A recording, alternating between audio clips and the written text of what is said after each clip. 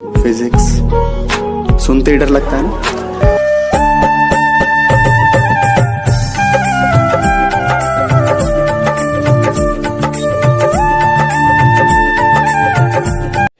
नमस्ते छात्रों, आज हम कक्षा 12 विषय भौतिक विज्ञान में आपका जो फर्स्ट यूनिट है इलेक्ट्रिसिटी यानी विद्युत, उसमें आज एक इम्पोर्टेंट टॉपिक देखना है हमको।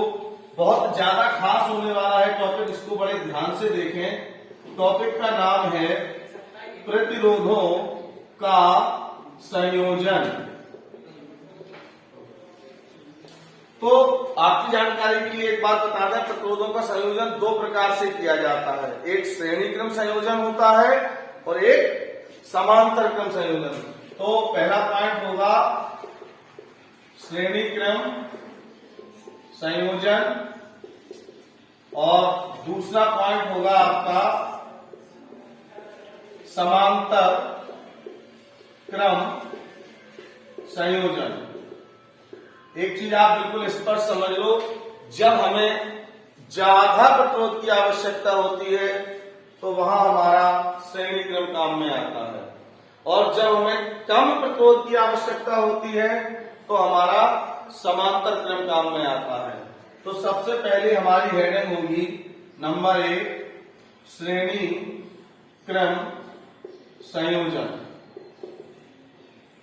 श्रेणी क्रम संयोजन में क्या होता है, पहले प्रतिरोध के दूसरे सिरे से दूसरे प्रतिरोध का पहला सिरा, फिर दूसरे प्रतिरोध के दूसरे सिरे से तीसरे प्रतिरोध का पहला सिरा क्रम से इस तरीके से जुड़ते हैं। तो हम इनका एक चित्र बना के आपको दिखाते हैं श्रेणी क्रम किसे कहते हैं।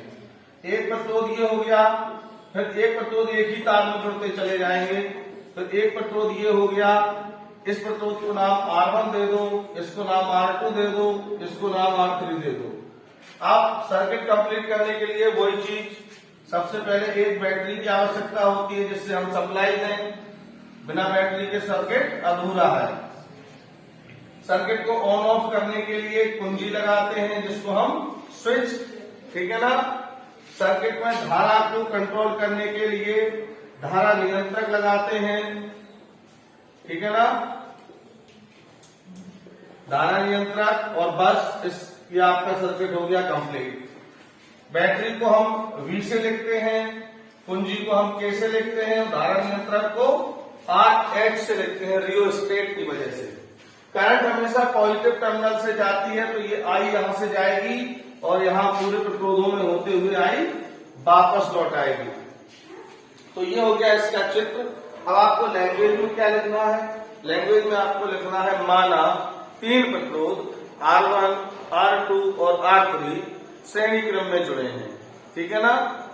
इनमें बहने वाली धारा I है प्रत्येक, और बहने वाली धारा I है, तथा बैटरी इसमें B वोल्ट की जोड़ी गई है।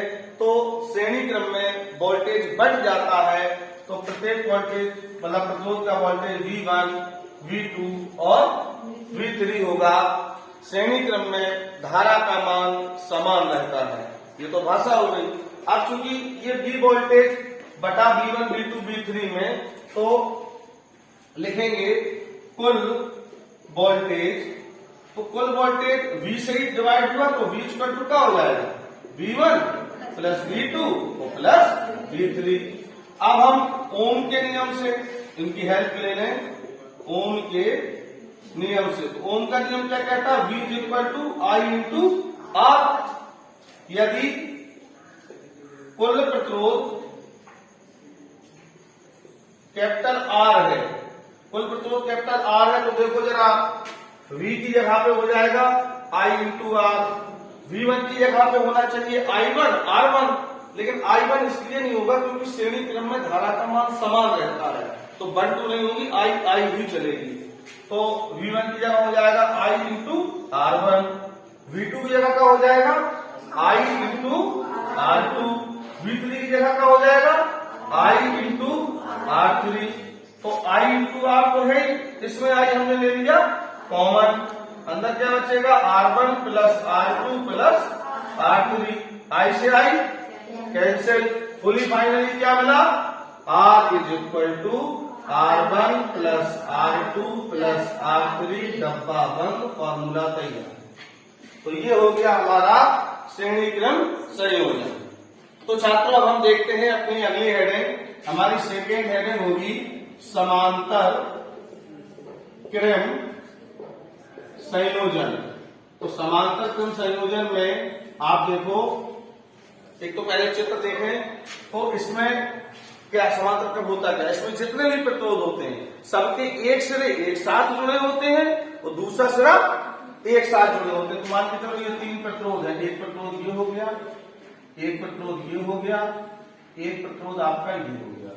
इनको एक पॉइंट पर कनेक्ट कर दो, इसको भी इसी से जोड़ दो, इसको भी इसी से जोड़ दो, इसको भी इसी से जोड़ दो। इसी प्रकार इसको यहाँ एक पॉइंट पे कनेक्ट कर दो, इसको इससे जोड़ दो, इसको इससे जोड़ दो, सारे सिरे एक साथ कनेक्ट हो गए। इनका नामकरण संस्कार कर दो, इसका R1, इसका R2, इसका R3। अब सर्किट बनाते हैं। तो सर्किट के लिए वही चीज, सबसे पहले बैटरी लिखेंगे, फिर कुंजी कैसे लिखेंगे, फिर धारा नियंत्रक कैसे लिखेंगे, RN से लिखेंगे, परपथ पूरा, इसको यहां इससे जोड़ दें। अब सुनो, यहां से चली करंट I, क्योंकि ये समांतर क्रम है तो समांतर क्रम में करंट बढ़ जाती है। तो R1 में चली गई I1, R2 में चली गई I2 और R3 में चली गई, यहाँ आके सब फिर मिल गई, वापस पूरी आई, वापस चली आई। समांतर क्रम में वोल्टेज का मान समान रहता है, तो सारे प्रतिरोधों का वोल्टेज कितना रहेगा, V ही रहेगा। तो हम इसमें लिखेंगे, इसमें क्या लिखेंगे, हम लिखेंगे माना 3 प्रतिरोध R1, R2 और R3 समांतर क्रम में जुड़े हैं, इनको V वोल्ट की बैटरी से जोड़ा गया है। समांतर क्रम में वोल्टेज का मान समान रहता है लेकिन धाराएं बढ़ जाती हैं। अतः कुल धारा, चूंकि I से ही तो I1, I2, I3 मिली है, तो I इक्वल टू क्या होगी, I1 plus I2 plus I3। अब हम मदद मांग लें भारत सरकार से, ओम के नियम से, ओम की हेल्प लेके। तो ओम के नियम से क्या होता है, I equal to V upon R होता क्या नहीं। तो लिखेंगे यदि कुल प्रतिरोध R हो, अगर कुल प्रतिरोध R होगा तो देखो भाई, I की जगह क्या लिखेंगे, V अपॉन R। I1 की जगह लिखना चाहिए था V1 अपॉन R1, लेकिन V1 V2 इसलिए नहीं लिखेंगे कि क्रम है समांतर, वोल्टेज का मान रहता है समान। तो यहाँ हो जाएगा V अपॉन R1, यहाँ हो जाएगा V2, I2 जगह V अपॉन R2, I3 की जगह हो जाएगा V अपॉन R3, कोई दिक्कत नहीं। इसको तो ऐसे ही लिखेंगे V अपॉन R बराबर, यहाँ भी कॉमन आ जाएगा, बचेगा 1 upon R1 plus 1 upon R2 plus 1 upon R3, V से V की छुट्टी। अब तो क्या बचा, 1 upon R is equal to 1 upon R1 plus 1 upon R2 plus 1 upon R3, डब्बा बंद, फॉर्मूला तैयार। तो ये आपका हो गया समांतर क्रम संयोजन।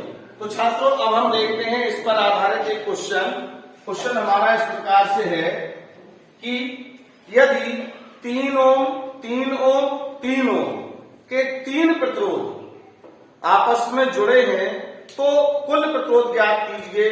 नंबर 1 जब वो श्रेणी क्रम में जुड़े हैं, और नंबर 2 जब वो समांतर क्रम में जुड़े हैं, ठीक है ना। तो अब हम इसका देखते हैं सॉल्यूशन। तो सॉल्यूशन हमारा क्या होने वाला है, सॉल्यूशन में सबसे पहले रीडिंग नोट करो, हमें दिया क्या है। तो R1 3 ओम, R2 3 ओम, R3 3 ओम, तीनों 3 ओम के हैं। तो पहले जोड़ते हैं हम किस क्रम में, श्रेणी क्रम में। तो श्रेणी में R equal to R1 plus R2 plus R3। तो R is equal to R1 का मान 3, R2 का मान 3, R3 का मान 3, 3 3 3 कितना हुआ 9 ओम। ये आंसर आ गया किस क्रम में, श्रेणी क्रम में।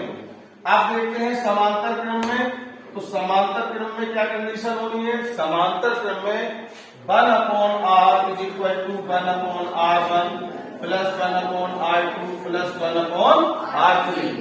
मान रखें तो 1 upon R is equal to 1 upon 3 plus 1 upon 3 plus 1 upon 3। इसमें 3 क्या आ जाएगा, एलसीएम। तो 1 धन 1 तो 1/r बराबर हुआ 3/3। 3 एक कम 3, पलट देंगे तो भी 1 का उल्टा 1 ही होता। तो R बराबर कितना आ जाएगा, 1 ओम। ये रहा हमारा आंसर। ठीक है ना, क्लियर है। आज के लिए इतना ही। Thank you.